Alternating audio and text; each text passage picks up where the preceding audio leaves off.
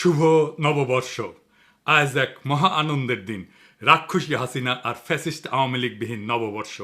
প্রগতিবাদীদের বয়ান ভাঙ্গা এক নতুন সূর্যের দিন।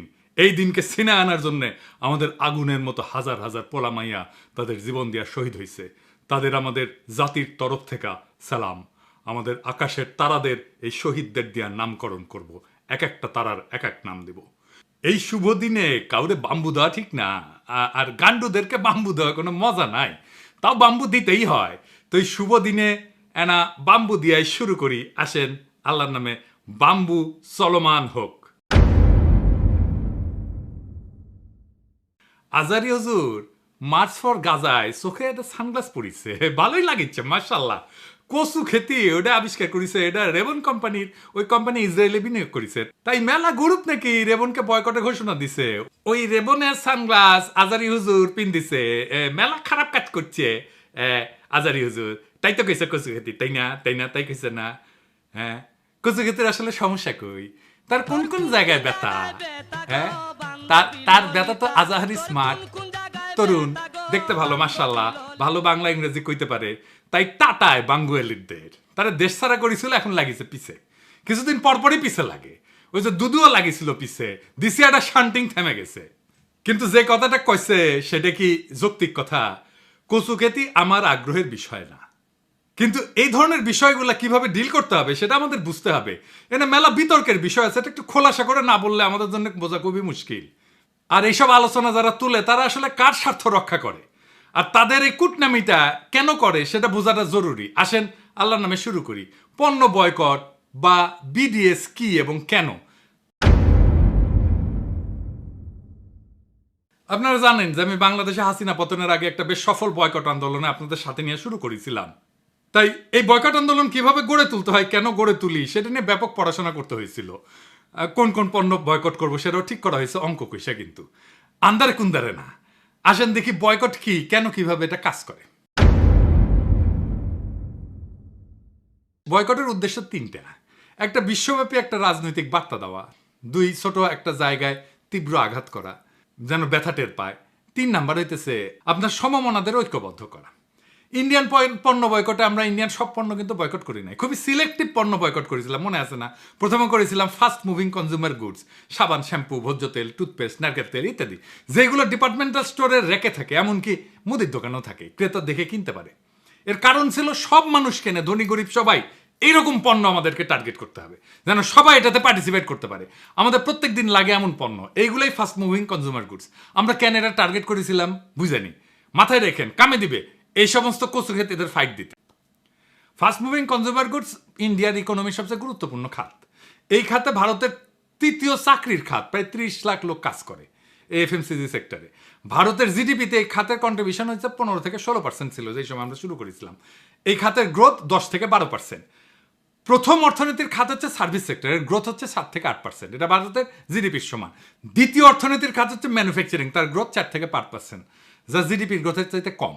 তার মানে ইন্ডিয়ান টোটাল জিডিপি গ্রোথে এফএমসিডির ভূমিকা অত্যন্ত ক্রুশিয়াল, সবচেয়ে বেশি গ্রোথ দেয় সে। এই সেক্টরে গ্রোথ জিডিপির গ্রোথের চাইতে বেশি, শুধু বেশি না, 1.5 গুণ। তো এফএমসিজি বয়কটে আমাদের লাভ কি? একমাত্র এফএমসিজি বয়কটে ব্যাপক মানুষকে সম্পৃক্ত করা যায়, এটা লাগে প্রত্যেকদিন কিনতে হয় নিয়মিত। 2 নাম্বার হইতেছে পণ্য চিহ্নিত করা সহজ, কারণ সেটা সেলফে থাকে। 3 নাম্বার, কোনো বাংলাদেশি ব্যবসায়ী ক্ষতিগ্রস্ত হবে না, কারণ এই পণ্য যারা বেচে তারা বাকিতে এনে বেচে, বিক্রি না হলে ফেরত দেওয়ার শর্তেই পণ্য তোলা হয় দোকানে। 4 নাম্বার, বয়কটের প্রভাব ব্যাপক এবং বহুমুখী হবে। ভারতের চাকরির বাজারে একটা নেতিবাচক প্রভাব রাখা যাবে, ভারতের অর্থনীতিকে ধাক্কা দেওয়া যাবে সামান্য হইলেও। 5 নাম্বার, এফএমসিজির বাজার বাংলাদেশি ব্যবসায়ীরা সহজে দখল নিতে পারবে।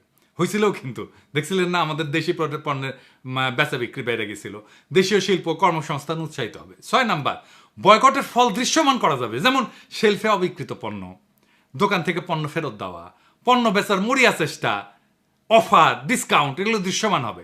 মানুষ তার বয়কটের প্রভাবকে কানেক্ট করতে পারবে। এই জন্যে ইন্ডিয়ানরা আমাদের এসে বলতো ওই সময়, এটা বয়কট করো, ওইটা বয়কট করো, রেলের বডি বয়কট করো, ইন্ডিয়ান বাস বয়কট করো, ট্রাক বয়কট করো, ইলেকট্রিসিটি বয়কট করো, ইন্ডিয়ান ইলেকট্রিসিটি। মানে ভাবখানা এমন, আমরা সবাই সকাল সন্ধ্যা ইন্ডিয়ান বাস ট্রাক কিনি, বা ইন্ডিয়ান ট্রেল আমি আমার ডিপার্টমেন্টাল স্টোর থেকে কিনে আনিছি। যাই হোক, এই অমুকটা কেন বয়কট করলো না, অমুকটা কেন বয়কট করলো না, এগুলো যারা বলে এরা হইতেছে যারা ক্ষতিগ্রস্ত হচ্ছে তাদের লোক। আমরা আমরা দেখবো যে রেবন কোম্পানি আসলে বয়কটের লিস্টে আছে কিনা। এবং এই ইন্ডিয়ানরা যে অ্যাটিটিউড করেছে কচু ক্ষতি একই অ্যাটিটিউড করেছে, কারণ ওর লাগিছে। ওই তো ইসরায়েলি পত্রিকায় লেখে, তো নিজে লেখে, হারেজ বলে পত্রিকাত লেখে ওই, হ্যাঁ ইসরায়েলের পত্রিকা, ওটার সমস্যা নাই। রেবান এটা ইসরায়েলি কিনা কোম্পানি কিনা সেটা ঠিকই নাই, এটা বয়কটের লিস্টে আছে কিনা সেটা ঠিকই নাই, তাও ওই লাগিছে। তো রেবান কোম্পানি কি ইসরায়েলি কোম্পানি? না, রেবান কোম্পানি কোনো ইসরায়েলি কোম্পানি না। রেবান এটা প্রতিষ্ঠিত হয় 1937 সালে আমেরিকায়, নিউ ইয়র্কের রচেস্টার শহরে বাউশ অ্যান্ড লম্ব এই নামে একটা আমেরিকান কোম্পানি এটা প্রতিষ্ঠা করে। এই ব্র্যান্ডটা মূলত আমেরিকান বিমান বাহিনীর পাইলটদের জন্য তৈরি, অ্যাভিয়েটার বলে, অ্যাভিয়েটার সানগ্লাস খুবই জনপ্রিয়তা পায়। জিয়া পড়তো, বাইডেন পড়তো। 1999 সালে বাউশ অ্যান্ড লম্ব রেবান বিক্রি করে দেয় ইতালির লাক্সোটিকা গ্রুপকে। এসসিলর লেক্সোটিকা কোম্পানি এটা একটা Franco Italian multinational company, head office হচ্ছে ইতালির মিলান শহরে। তাই আপনি যদি কোন দেশের কোম্পানি এটা বলতেছেন তাহলে রেবনকে ইতালিয়ান কোম্পানি হিসেবে বিবেচনা করতে হবে। এবং মালিক এসসিলর লেক্সোটিকা। রেবন সানগ্লাস কই তৈরি হয়? মূলত ইতালি এবং চীনে তৈরি হয়। তার মানে রেবনের উৎপত্তি আমেরিকা হইলেও এখন এটা ফ্রেঞ্চ ইতালিয়ান কোম্পানি মালিকানা দেয় এবং এর সাথে ইসরায়েলের কোনো সম্পর্ক নাই। তাহলে কচু খেতি বিনিয়োগের কথা কেন আনলো? কারণ হচ্ছে নুয়ান্স হেয়ারিং বলে একটা কোম্পানি ছিল, ইসরায়েলি স্টার্ট আপ কোম্পানি, মানে যেগুলো শুরু করে কিন্তু বড় হইতে পারে না, ছোট কোম্পানি হিসেবে শুরু করে, কিন্তু তাদের টেকনোলজি ভালো, প্রোডাক্টও ভালো, কিন্তু তাদের এত ছোট কোম্পানি যে বড় স্কেলে যাইতে পারে না, এগুলোকে বলে স্টার্ট আপ। পরে এটা বড় কোম্পানির কাছে বিক্রি করে দেয় আর কি, এভাবেই চলে আর কি। ওরা এই যে হেয়ারিং এর টেকনোলজি নিয়ে কাজ করে, মানে যারা কানে কম শোনে, তারা কানের যন্ত্র লাগে না, সেটা নিয়ে কাজ করে। এই কোম্পানিকে 2022 সালে অধিগ্রহণ করে, মানে কিনে নেয় এসিলর লেক্সোটিকা, যারা রেবন ব্র্যান্ডের মালিক। তো ইসরায়েল স্টার্ট আপগুলো সারা দুনিয়ার জন্য আকর্ষণীয় কেন, এটা একটু বুঝে নিই, এটাও একটা ইন্টারেস্টিং জিনিস। তাহলে বিশ্ব বাণিজ্যের আমরা একটা বড় বিষয় নিয়ে জানতে পারবো। ইসরায়েলি স্টার্ট আপগুলোর এত চাহিদার পিছনে কিছু নির্দিষ্ট কারণ আছে, যা তাদের বিশ্বব্যাপী প্রযুক্তি বাজারে একটা শক্তিশালী অবস্থানে নিয়ে আসছে। এর কারণ হচ্ছে উন্নত প্রযুক্তি এবং উদ্ভাবন ক্ষমতা। ইসরায়েলকে অনেক সময় বলা হয় স্টার্ট আপ নেশন, কারণ তারা কৃত্রিম বুদ্ধিমত্তা, সাইবার নিরাপত্তা, মেডিকেল টেকনোলজি, এগ্রোটেক এবং মিলিটারি টেকনোলজিতে দারুণ উন্নত। অনেক উদ্ভাবন প্রথম শুরু হয় ইসরায়েলি সেনাবাহিনীর গোয়েন্দা ইউনিট, বিশেষ করে ইউনিট 8200, এইটা থেকে অনেক দক্ষ প্রকৌশলী এবং উদ্যোক্তা বেড়ায় আসে, যারা পরে উচ্চমানের প্রযুক্তি স্টার্ট আপ গড়ে তোলে ইসরায়েলে। এবং ইসরায়েলে বিনিয়োগ বান্ধব পরিবেশ আছে। ইসরায়েলের রিসার্চ অ্যান্ড ডেভেলপমেন্ট বড় অঙ্কের সরকারি বিনিয়োগ পায়, পাশাপাশি বিদেশি বিনিয়োগকারীরাও ইসরায়েলি প্রযুক্তিতে আগ্রহী হয়। এতে করে স্টার্ট আপ দ্রুত বৃদ্ধি পায়। ইসরায়েলের আভ্যন্তরীণ বাজার ছোট হয়, তারা শুরু থেকেই আন্তর্জাতিক বাজারকে টার্গেট করে পণ্য তৈরি করে, ফলে আন্তর্জাতিক কোম্পানিগুলোর কাছে এই সমস্ত প্রযুক্তি অত্যন্ত আকর্ষণীয় মনে হয়। এই একই সুবিধা পাইছিল সুইস ফার্মা কোম্পানিগুলো সুইজারল্যান্ডে। নিজেদের বাজার এত ছোট যে সার্ভাইভ করার জন্য তাদের গ্লোবাল হয়ে উঠতে হয়েছিল। ছোট একটা দেশ, কিন্তু দেখেন কত বড় বড় ফার্মা কোম্পানি এই দেশের, নোভার্টিস, রস, ভাইফর, খুব বড় কোম্পানি। কিন্তু কচুকের জাল যে ওর অফিস ছিল জেরুজালেমে, কয়েক মাস আগেও তো বন্ধ করে দিছে। তো জেরুজালেমে অফিস ছিল কি জন্যে? ওই আল জাজিরা ছেড়ে দিবে। ওইখানে তো তাহলে বিনিয়োগ করছে আল জাজিরা, তাই না? ইসরায়েলে বিনিয়োগ করছে না, একটা অফিস করা মানে তো বিনিয়োগ করা। ওইখানে লোকদের বেতন দিতে হয়েছে না, টাকা দিতে হয়েছে না, বাসা ভাড়া করতে হয়েছে না, ওখানে পণ্য কিনতে হয়েছে না, ওখানে লোকজন ওখানে কেনে না। ওদের আল জাজিরা যারা কাজ করে তারা ইসরায়েলের মার্কেট থেকে পণ্য কেনে না। টাকাটা কার পকেটে যায়? ইসরায়েলের পকেটই তো যায়। একটা ইসরায়েলি স্টার্ট আপকে কিনে নেওয়ার জন্য যদি রেবনের সানগ্লাস পরা না যায়, তাহলে Google, Intel, Microsoft, Facebook, WhatsApp কিছুই তো ইউজ করা উচিত না, কারণ এরা একবার না বহুবার ইসরায়েলি কোম্পানি কিনছে। ছোট একটা উদাহরণ দিই, সার্ভিস ফ্রেন্ড এই নামে ইসরায়েল কোম্পানিকে ফেসবুক 2019 সালে কিনে নেয়। সার্ভিস ফ্রেন্ড হচ্ছে একটা এআই ভিত্তিক স্টার্ট আপ যারা চ্যাটবট এবং ভার্চুয়াল অ্যাসিস্ট্যান্ট প্রযুক্তিতে বিশেষজ্ঞ। ফেসবুক এই কোম্পানিতে হোয়াটসঅ্যাপ বিজনেসের সাথে কানেক্ট করে এবং মেসেঞ্জারের সাথে। আপনি মেসেঞ্জারে যে মেসেজটা দেন ওইটা এই কোম্পানির টেকনোলজি ইউজ করে তৈরি করা। হোয়াটসঅ্যাপে যে মেসেজটা দেন অটোমেটেড রেসপন্স হয় যেটা, সেটাও এই কোম্পানির টেকনোলজি ইউজ করে, সার্ভিস ফ্রেন্ডের টেকনোলজি ইউজ করে। তো তাইলে গুগল ব্যবহার বন্ধ করে দিতে হয়, হোয়াটসঅ্যাপ ব্যবহার বন্ধ করে দিতে হয়, ফেসবুকের মেসেঞ্জার ব্যবহার বন্ধ করে দিতে হয়, তাই না? আর রেবন কোম্পানিকে বয়কটের কথা কে কইছে? বিডিএস, যেটা বয়কটের মুভমেন্ট, ফিলিস্তিনির সাপোর্টে যে বয়কট মুভমেন্ট, সেটার একটা ওয়েবসাইট আছে, আমরা একটু পরে দেখবো। ওইখানে এই কোম্পানির কোনো উল্লেখ নাই, কিন্তু সারা দুনিয়ার তো নানা চান্দাবাজ আছে কচু খেতির মতো এরকম একটা ওয়েবসাইট বানায় বলে তোমার নাম ঢুকে দিব না দিলে গেলে আমার টাকা দাও তোমার নাম তার সাথে ঢুকে দেবো এই করে এই সমস্ত ঝামেলাগুলো করে। তাই সত্যিকার অর্থে এটা বয়কটের পণ্য কিনা সেটা আপনি বিডিএস এর সাইটে যেয়ে দেখবেন। যদি দেখেন বিডিএস এর পণ্য তাইলে আপনি বয়কট করেন। আরেক কথা না বললেই না, দাবি করে সে বিএনপি করে। এই আমারে আর ইলিয়াস রে কয় মব মাস্টার, দেখেছেন আর আমারে বয়কট করতে বলে। হুই কচু খেতির ইজ অফ ডুইং বিজনেস নিয়ে কপি পেস্ট করে জ্ঞান ফলাইছিল, ওই কপি পেস্টই করতে পারে, তার চেয়ে বেশি কিছু না। গুগলও ঠিক মতো করবে পারে না। তারপরে মেলা সার্চ করে এই পোস্ট করিছে, দেখানোই লাগিচ্ছে যে বদমাইশিগুলো কেমন। অনেকে কয় এগুলো আপনি কন কেন, কিন্তু হয়তো অনেক কনফিউজ হয়ে যায়। দেখেন কইতেছে আমার কোম্পানি লরিয়েল ইসরায়েলের মতদাতা, আবার কেউ আগ বাড়ায় কয় লরিয়েল ইসরায়েলি কোম্পানি, কেউ কছে শুনিছে আশা কয়ে দিছে আমার কমেন্ট বক্সে, না যে গুগল করে দেখবি তাও কিন্তু দেখে না। তো উই কি দিছে একটা স্ক্রিনশট দিছে, কইছে লরিয়েল নাকি ওয়ান ফ্রেন্ড অফ ইসরায়েল, দিছে একটা স্ক্রিনশট দিছে। গুগল করে পেছে আর কি, তুই সার্চ করবি সেটুকু ওর এনার্জি নাই। দেখিছেন না কেমন মোটা হয়েছে, কেমন চর্বি থল করে সে গোটা শরীরের। তো এডিটর সাহেব ওই সাইটে যান দেখি তো ফ্রেন্ড ওয়ান ফ্রেন্ড দেখি না, দেখিছেন ওরা প্রমাণও দিছে, দেখেছেন এই যে লরিয়েল আসলে one friend of Israel proof একটা বাটন দিছে। এডিটর সাহেব দেখছেন। আচ্ছা এডিটর সাহেব বাটনে একটা প্রেস করেন না, দেখি কি প্রুফ দেখায়। দেখেছেন কোনো প্রুফ নাই, দেখেছেন? হ্যাঁ, ফিলিস্তিনের সাপোর্টে যে বয়কট মুভমেন্ট সেটা একটা লিস্ট আছে এই সাইটে, এটি আছে নাম লরিয়েলের, দেখেন নিজেই দেখেন। ওই আবার করছে কমেন্ট বক্সে, দেখেন বিডিএস এর নাম শুনিস তো, দেখেন ও নিজে শুনিছে অক্সিগান, ও নিজে শুনিছে জিন্দেগিতে, শুনে নাই। এইভাবে দিনের পর দিন কয়টা ইরিটেট করে যাইতেছে দুনিয়ার মূর্খ। আর এখন বিএনপি জুতিছে সব। ও তো ওই গুগল ইউজ করে না, ওর বাসায় প্রিন্টার আছে না, এটা সব দেখেন না বিডিএস এর লিস্টে গুগল আছে কিনা। ওর বাসায় প্রিন্টার আছে না, এইচপি দেখেন না, আছে অবশ্যই। ডেলের কম্পিউটার আছে দেখেন, সেটা আবার ইন্টেলের প্রসেসর আছে না, দেখেছেন? এডিটর সাহেব দেখান তো এটা ইন্টেল আছে কিনা বয়কট লিস্টে। থাকবেই। এয়ারবিএনবি ইউজ করেছে না অন্তত একবার জীবনে। শালা ওই হ্যাগেস হচ্ছে না, দেখতে আসছে আমি পেদা গঙ্গা জল নিচ্ছি নাকি। শালার তোর পাশার যে গু আছে সেটা পরিষ্কার কর।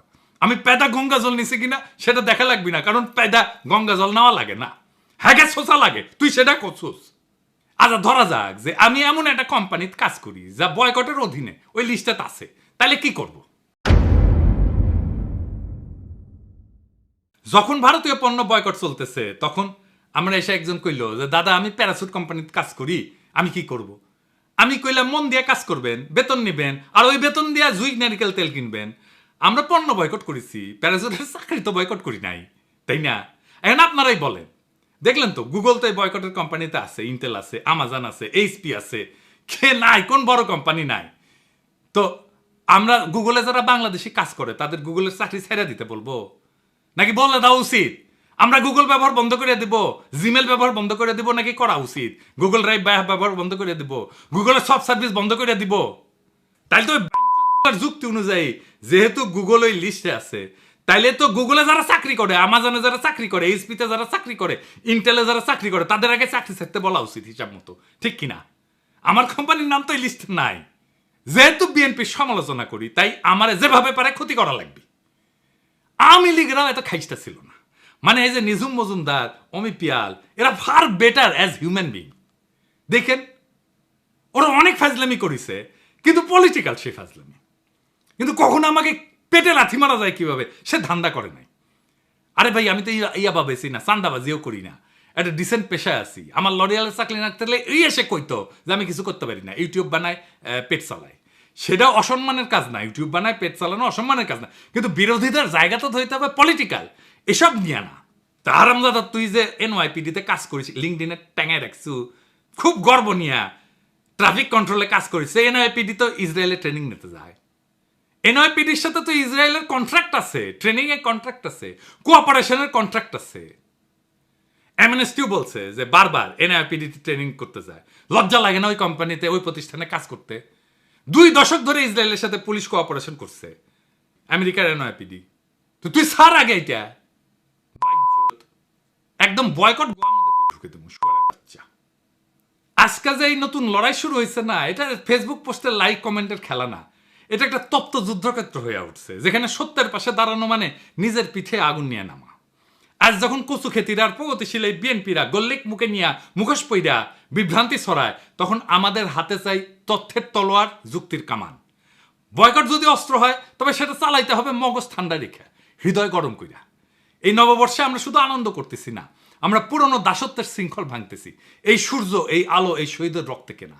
তাই যারা অ্যাক্টিভিজমের নামে মিথ্যার বীজ বনে ব্যক্তিগত আক্রমণের মধ্যে দিয়া, তাদের বলি, আগুন আমরা পানি দিয়ে নিভাবো না, আগুন আগুন দিয়ে নিভাবো।